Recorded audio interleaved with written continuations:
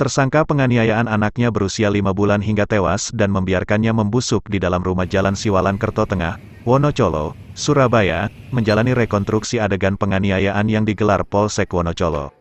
Pantauan tribunjatim.com, tersangka yang mengenakan kaos tahanan Polrestabes Surabaya berwarna oranye itu, menjalani rekonstruksi adegan dimulai dari ruang tamu rumahnya.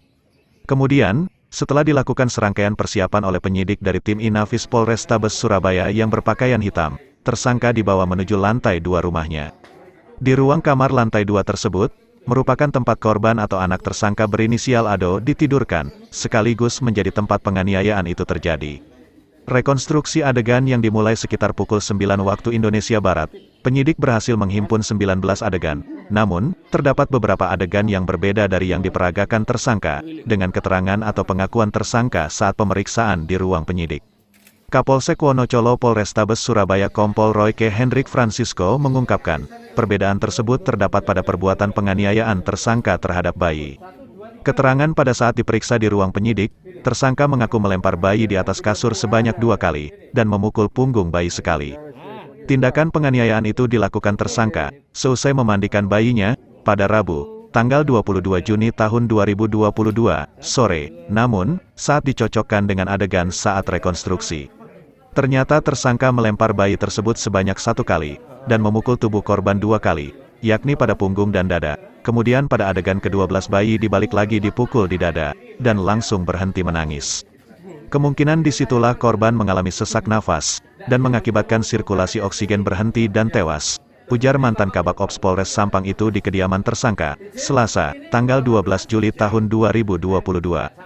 Mengenai kondisi kejiwaan dari tersangka, Kompol Royke menerangkan, pihaknya bakal melansir informasi hasil tes kejiwaan tersangka yang dilakukan RS Bayangkara Surabaya, paling cepat pekan ini.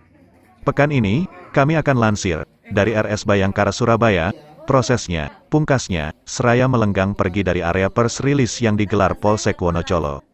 Tersangka ESYH hanya menggelengkan kepala sebanyak 2 kali tatkala tribunjatim.com menanyai motif perbuatan kekerasan terhadap korban. Kemudian, sebelum perempuan bertato motif tribal di lengan tangan kanannya itu, pergi untuk menjalani hukuman di Mapolsek Wonocolo.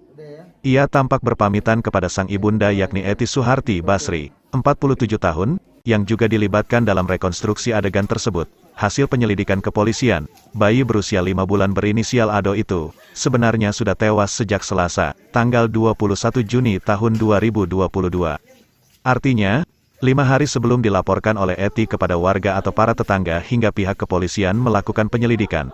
Pada Sabtu, tanggal 25 Juni tahun 2022, malam, Eti mengungkapkan alasan dirinya terpaksa bungkam selama kurun waktu itu, untuk merahasiakan kematian sang cucu keduanya, yakni, disebabkan desakan yang disertai ancaman pembunuhan jika Eti ketahuan membocorkan hal tersebut kepada orang lain.